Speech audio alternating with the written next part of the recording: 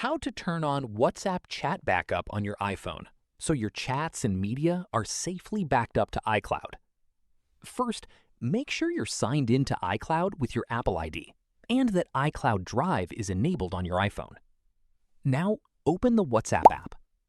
Tap Settings in the bottom right corner. Then scroll down and select Chats.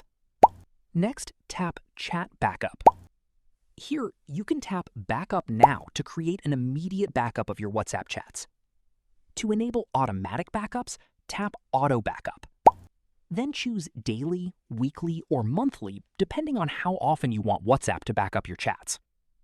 If you also want your videos to be included in the backup, return back and turn on the Include Videos toggle below the Auto Backup. Keep in mind that including videos may increase the backup size and take longer to complete. It's also a good idea to connect your iPhone to a stable Wi-Fi network before starting the backup, especially if you have a lot of chats and media. Once the backup is complete, your WhatsApp chats will be stored in iCloud, making it much easier to restore them if you ever reinstall WhatsApp or switch to a new iPhone. That's it. If this video helped you, don't forget to like, subscribe, and turn on notifications for more iPhone tips and tutorials. Thanks for watching.